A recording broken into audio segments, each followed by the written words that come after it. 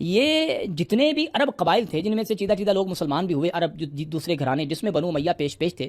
یہ لوگ ان لوگوں کو تکلیف دیا کرتے تھے، اور جب فتح مکہ رسول مکرم صلی اللہ علیہ وسلم نے کیا تو انہیں جناب طلقاء کہہ کر کے عام معافی کا اعلان کر دیا۔ حضرت جناب عمر رضی اللہ عنہ کا یہ ان کی اسٹریٹجی تھی، ان کا یہ حکم تھا کہ جب تک بدر والے، احد والے، خندق والے، تبوک والے، حنین والے، خیبر والے یہ زندہ ہیں، یعنی بڑے بڑے لوگ زندہ ہیں، بڑے بڑے اصحاب زندہ ہیں، تو ان طلقاء کا دین اسلام خلافت میں کوئی حصہ نہیں ہے۔ جب وہ قوت میں نہ آتے تو کربلا واقع نہ ہوتی۔ اور پھر انہیں امیر المومنین علی ابن ابی طالب علیہ السلام نے جو بدر میں، احد میں ان کے بڑے مارے تھے، پھر ان کو اپنے بڑوں کا بدلہ لینے کا موقع نہ ملتا، حالانکہ وہ اس وقت انہیں مارا تھا جب وہ کافر تھے، اور اب جو یہ بدلہ لے لیں یہ اپنے آپ کو مسلمان کہتے ہیں۔ اعوذ باللہ السمیع العلیم من الشیطان الرجیم، بسم اللہ الرحمن الرحیم۔ سانحہ کرب و بلا سیریز میں اس کا پس منظر کیا ہے اور کس طرح اس عظیم واقعے کو چھپانا اور اس تاریخ کو گمنام تاریخ ثابت کرنے کی اس دور کی ناسبیت کوشش کر رہی ہے، پھر اس کے مقابلے میں حسینیت جو ہے وہ اللہ کے فضل و کرم سے اس عظیم واقعے کو ویسے تو سارا سال یاد رکھنا چاہیے، رکھتے ہیں، ہر دم رکھتے ہیں، لیکن یہ خاص موقع ہے، یہ ذوالحج کا، محرم کا، سفر کا، اس میں ان چیزوں کا ذکر کرنا واجب ہے، فرض ہے، لازم ہے، اس لیے کہ سانحہ کرب و بلا اہل بیت اطہار علیہ السلام کی اتنی بڑی قربانی ہے کہ جس آل رسول پر ہر نماز اور ہر عبادت میں درود پڑھنا فرض ہے، اور یہ بات اس بات پر دلالت کرتی ہے کہ جن پر درود پڑھنا فرض ہے، اور درود ان پر اس لیے فرض ہوا ہے کیونکہ ان کے کچھ کارنامے ہیں، جب ان کے کارناموں کی بدولت ان پر درود پڑھنا روز قیامت تک فرض ہے تو پھر ان کے کارناموں کا ذکر کرنا بھی فرض ہے۔ پس منظر کیا ہے؟ میں پچھلی ویڈیو میں، پچھلے ایپیسوڈ میں آپ کی خدمت میں یہ رکھ چکا ہوں کہ تاریخ کربلا کو جناب اتنا گمنام ثابت کیا جا رہا ہے، اور آئے دن ہر سال نئے ہتھ کنڈوں سے، نئے طریقوں سے اس کو غلط ثابت کرنے کی، اور حضرت امام حسین علیہ السلام کے اس قدم کو نعوذ باللہ تعالی اس کو غلط ثابت کرنا، اور حضرت امام حسین علیہ السلام کو اس ٹاپک پر، اس موضوع پر، اس سفر پر انجان ثابت کرنے کی کوشش کی جاتی ہے۔ اس کا پس منظر کیا ہے انشاءاللہ بڑی تفصیل سے بیان کریں گے، جیسے جیسے چیزیں میرے سامنے آتی جائیں گی، جیسے جیسے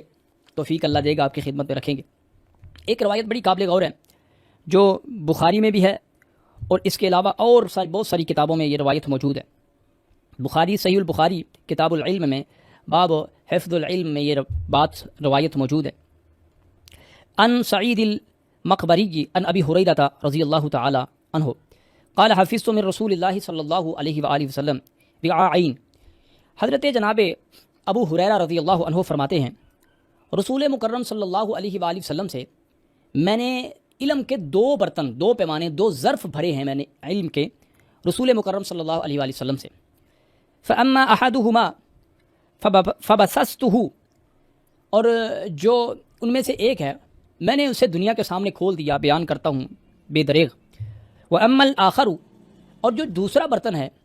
اگر میں اسے کھول دوں، فلو بسسته فقطع هذا البلعوم، اگر میں اسے کھول دوں، قطع تو کاٹ دی جائے میری شہ رگ۔ اور امام بخاری رحمہ اللہ فرماتے ہیں رواہ البخاری وقال البلعوم مجرى الطعام، بلعوم یہ وہ رگ ہے جس سے کھانا نیچے پیٹ میں، معدے میں اترتا ہے۔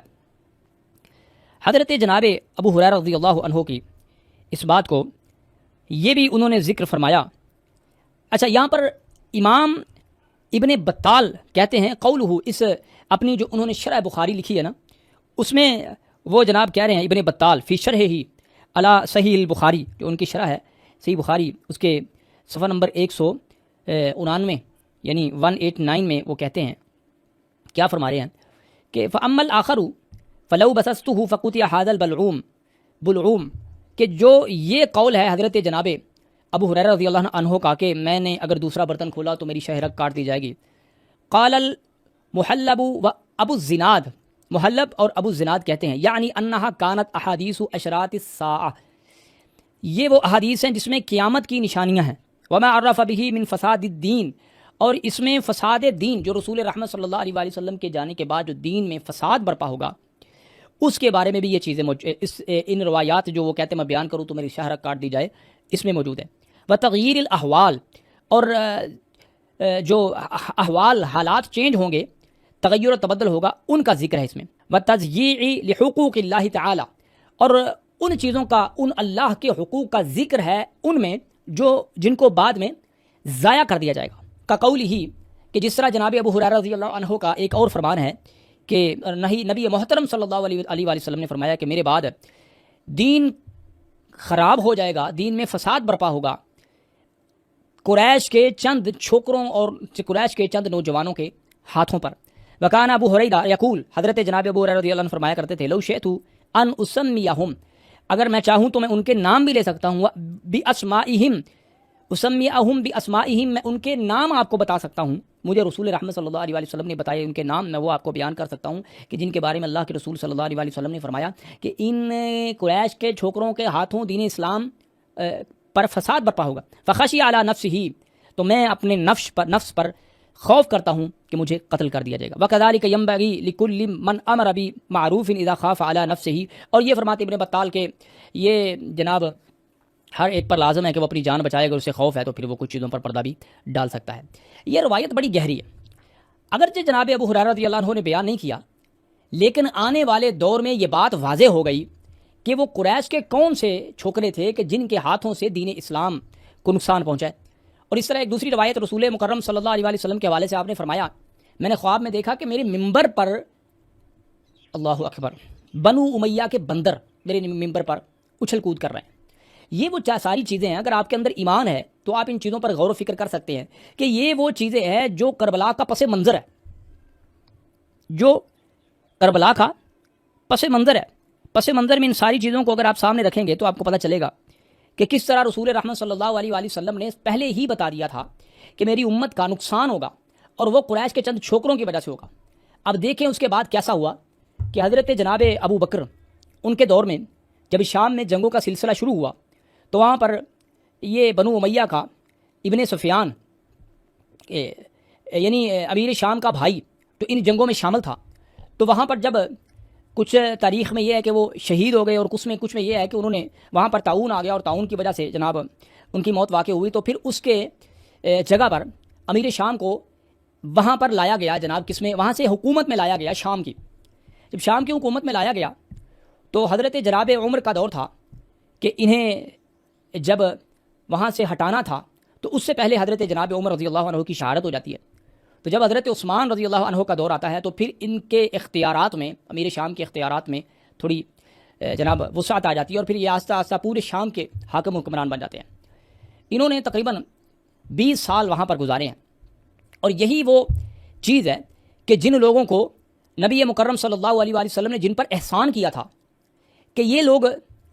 کیونکہ میں نے مکہ فتح کر لیا ہے اور ان لوگوں نے مجھ پر ظلم کیے تھے، میرے اصحاب پر ظلم کیے تھے. اب میں ان لوگوں پر بڑا حیران رہتا ہوں، بڑا ہی حیران ہوتا ہوں کہ جو لوگ یہ کہتے ہیں کہ ہم صحابہ کرام کے تقدس کے لیے اور ہم صحابہ کرام کی عزت کے لیے، ان کے دفاع کے لیے نکلے ہیں اور سپہ صحابہ اور اس پر لشکر بنائے جا رہے ہیں، جماعتیں تیار کی جا رہی ہیں اور پھر لوگوں کو اسی بنیاد پر رافضی کہا جا رہا ہے، بے دین کہا جا رہا ہے. لیکن وہی لوگ ان لوگوں کے چیلے ہیں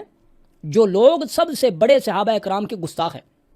اب بنو امیہ کے دور میں جو صحابہ کرام سے، اچھا اس سے پہلے چلے جاتے ہیں، مکی دور میں جتنے بھی صحابہ تھے، حضرت جناب بلال ہو گئے، حضرت عمار ابن یاسر ہو گئے، حضرت یاسر ہو گئے، حضرت بی بی سمیہ ہو گئی، یہ سارے لوگ کن کے ہاتھوں سے تکلیف میں تھے پتہ ہے آپ کو؟ کن کے ہاتھوں سے تھے؟ یہ جتنے بھی عرب قبائل تھے جن میں سے چیدہ لوگ مسلمان بھی ہوئے، عرب جو دوسرے گھرانے جس میں بنو امیہ پیش تھے، یہ لوگ ان لوگوں کو تکلیف دیا کرتے تھے. اور جب فتح مکہ رسول مکرم صلی اللہ علیہ وسلم نے کیا تو انہیں جناب طلقاء کہہ کر کے عام معافی کا اعلان کر دیا. حضرت جناب عمر رضی اللہ عنہ کا یہ ان کی اسٹریٹجی تھی، ان کا یہ حکم تھا کہ جب تک بدر والے، احد والے، خندق والے، تبوک والے، حنین والے، خیبر والے یہ زندہ ہیں، یعنی بڑے بڑے لوگ زندہ ہیں، بڑے بڑے اصحاب زندہ ہیں، تو ان طلقاء کا دین اسلام خلافت میں کوئی حصہ نہیں ہے. اور پھر ایک وقت ایسا آتا ہے کہ وہ لوگ جنہیں اسلام میں طلقاء سے زیادہ کوئی حیثیت نہیں ملی، ان لوگوں کو پھر ایک آہستہ آہستہ سے ان کا راستہ بنا اور پھر وہ خلافت پر آئے، یعنی قوت میں آئے. جب وہ قوت میں آئے تو جب حضرت امیر المومنین علی بن ابی طالب علیہ السلام کا دور آتا ہے تو وہ لوگ شام کی طرف سے ایک بہت بڑا لشکر لے کر کے، جنہیں رسول مکرم صلی اللہ علیہ وسلم نے فرمایا تھا کہ عمار ابن یاسر کو ایک باغی گروہ قتل کرے گا، وہ لشکر لے کر کے امیر المومنین کے سامنے آئے. پھر وہ قوت میں آئے. جب وہ قوت میں آئے تو پھر جو حال ہوا اور پھر یہ ٹریک بننا شروع ہوا یہ یزید کی خلافت کا اور اس کی جناب نامزدگی کا، اور اس کے بعد پھر جو اس نے اہل بیت اطہار علیہم السلام سے کیا، یہ تاریخ میں آیا ہے۔ اگر اس کو میں کھول کھول کے ایک ایک چیز بیان کروں، اور انشاءاللہ اگر خدا نے مجھے توفیق دی تو بیان بھی کروں گا، تو یہ چیزیں ہیں جناب پس منظر۔ یہ آپ اگر اس کو ذہن میں رکھیں اور تفصیل سے دیکھیں تو خدا کی قسم میری بات میں ایک ذرہ برابر بھی آپ کو شک اور جھوٹ نظر نہیں آئے گا کہ یہ ساری چیزیں ہیں کربلا کے اسباب بنے۔ اگر یہ نہ ہوتا تو یہ نہ ہوتا، یہ نہ ہوتا تو یہ نہ ہوتا۔ آپ جب پڑھیں گے، سمجھیں گے، سنیں گے تو یہ اگر یہ نہ ہوتا تو یہ نہ ہوتا۔ اگر طلقاء کو دین اسلام میں اتنی اہمیت اور خلافت میں اور جناب حکومت میں اور عہدہ داران میں اتنی اہمیت نہ دی جاتی تو یہ نہ ہوتا۔ پھر وہ طاقت نہ پکڑتے، وہ امیر المومنین کے سامنے بغاوت نہ کرتے، جب وہ بغاوت نہ کرتے تو قوت میں نہ آتے، جب وہ قوت میں نہ آتے تو کربلا واقع نہ ہوتی۔ اور پھر انہیں امیر المومنین علی ابن ابی طالب علیہ السلام نے جو بدر میں، احد میں ان کے بڑے مارے تھے، پھر ان کو اپنے بڑوں کا بدلہ لینے کا موقع نہ ملتا، حالانکہ وہ اس وقت انہیں مارا تھا جب وہ کافر تھے، اور اب جو یہ بدلہ لے لیں یہ اپنے آپ کو مسلمان کہتے ہیں،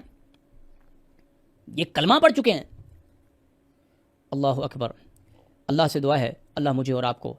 اس پس منظر کو سمجھنے کی توفیق دے۔ انشاءاللہ تفصیل سے چلیں گے۔ اللہ سے دعا ہے اللہ آپ کو اور مجھے واقع کربلا، سانحہ کربلا کی اہمیت کو سمجھنے کی توفیق دے۔ سبحان ربک رب العزۃ عما یصفون وسلام علی المرسلین والحمد للہ۔